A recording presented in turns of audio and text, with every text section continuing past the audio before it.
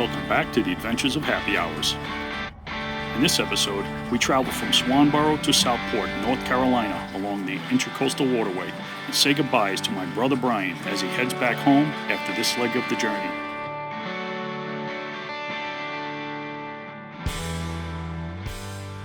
Anchor came up nice and clean.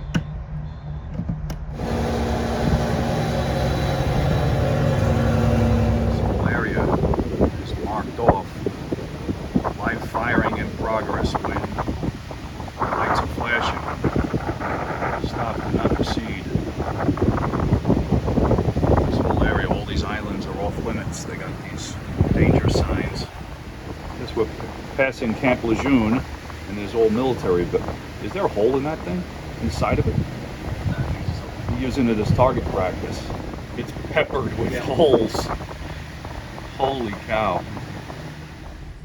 One of the many bridges that need to open on our trek down to Florida. This is the Onslow Beach swing bridge.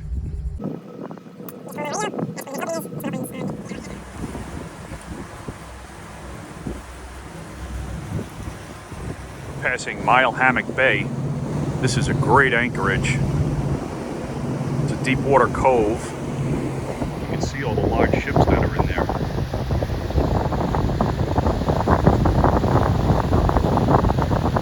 Nice place to wait out a storm. It's got a marked entrance right here. Very easy to get into. This is the New River Inlet. One of the many inlets in this leg of the trip. It seems like every few miles there's another inlet that goes out to the ocean.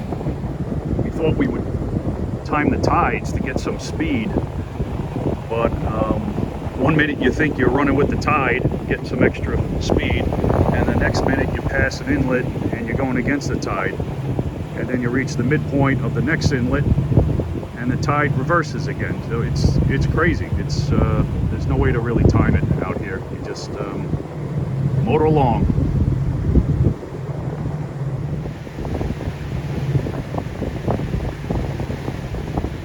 So here we're coming across a dredging barge, not in operation right now. You can see all the pipes they have laid out, getting ready for the dredging operation. So the barge would get into place wherever they need to dredge, and then these long pipes would go from the barge out in the water and pump the sand up onto the beach or another area where they want to put all the spoils. They could replenish beaches and maintain the channel. We draw about 3.5 feet on happy hours, so typically we don't have a problem anywhere on the intracoastal as long as we stay in the channels. Some of the larger boats, trawlers that draw 5-6 feet, sailboats, they need to be careful, really look at the charts. Shoals are always changing, so you have different depths as you're moving along. So the larger boats sometimes have to wait for high tide to get through some areas. You just have to time that. Some more shrimping boats. Saw quite a few this morning. A little while ago we were talking about the shrimp boat from the movie Forrest Gump. Did a little research on it, and the name of that shrimp boat was called Jenny, after Tom Hanks' character's girlfriend. That boat from the movie was it was filmed in Beaufort, South Carolina, and after the movie it was purchased and given to the Planet Hollywood in Disneyland, Disney World in Florida, and it was on display for some time, but it has since been moved for some renovations and is in storage, so you can't see the actual shrimp boat from that movie any longer. So a question just came up: do we have a closed cooling system for the engines on the boat? And yes, we do have a closed cooling system. There is a heat exchanger system on the engines. Both engines have their own, and also the generator.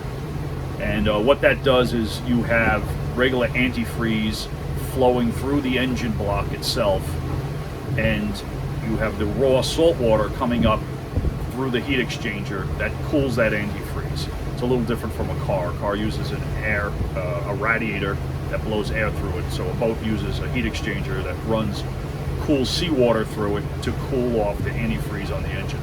So you want that because it creates less corrosion on the inside of the engine. They last longer, and it's a necessity on saltwater boats. A lot of boats on lakes, even up on the Hudson River where we came from, a lot of the boats don't have it. They have a raw water cooled engine where the lake or sea or river water flows through the block of the engine. And typically it's not a big deal with fresh water, but with salt water you definitely want that closed cooling system so the engines last a long time, or a longer time I should say. But I hope that answers the question. Looks like we have a sinking boat over here. Gotta check on it once in a while there, buddy. Water has gotten noticeably bluer, blue-green.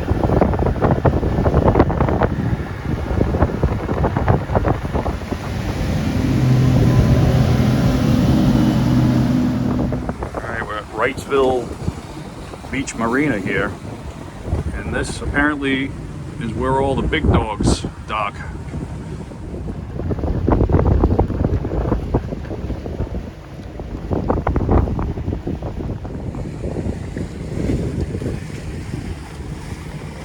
Look at this water now. Wrightsville Beach.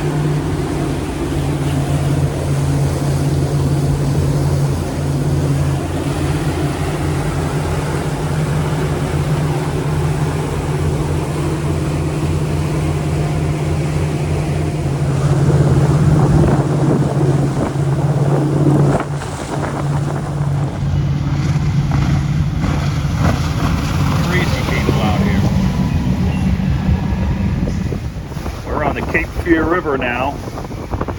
I got a really strong wind blowing about 15 miles an hour going right into it. The tide's going out, so it's really stirring up the water.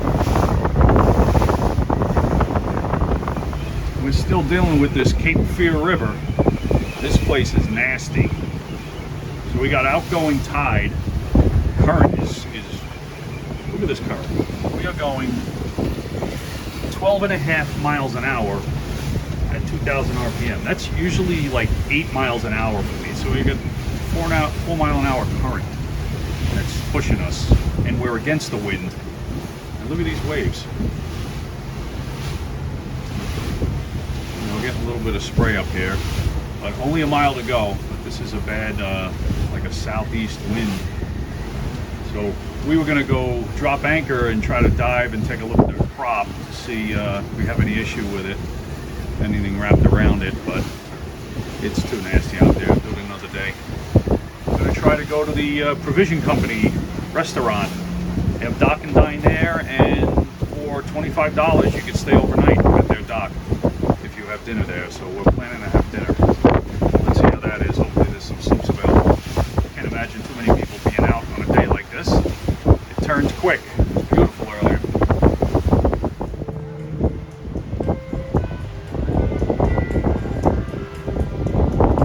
Alright, so I didn't get video of it, but we decided against going to the Provision Company restaurant docks. The docks are just way too small, and it's way too windy to be trying to tie the boat up, stern in with the dinghy, and only a 35-foot boat, well, 36 foot with the dinghy hanging off the back, and only a 20-foot or so dock. So we changed our mind. We're going to go to a marina nearby, Safe Harbor, South Harbor Village Marina.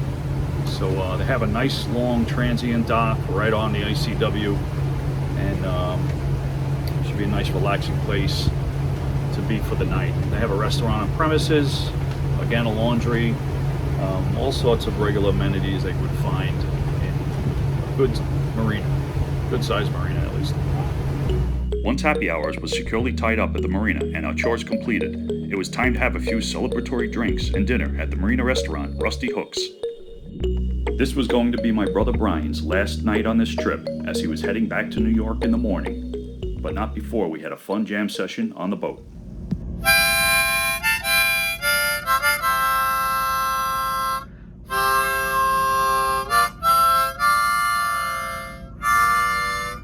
It ends the same way.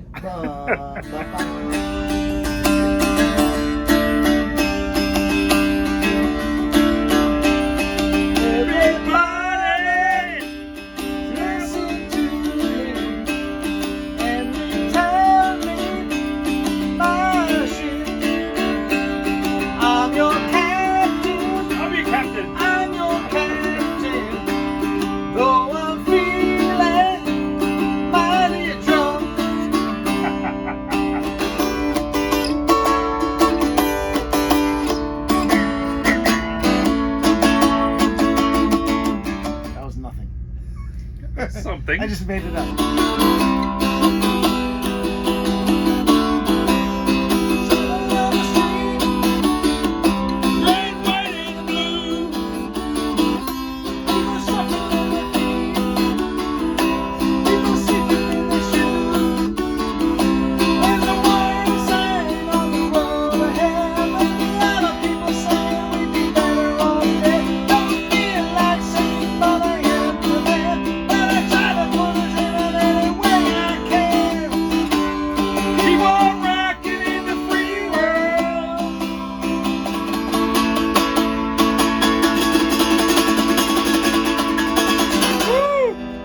Nice.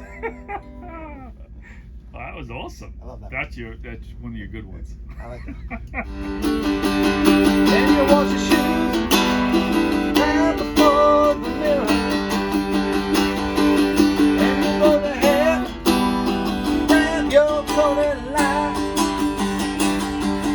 and you walk the street trying to remember.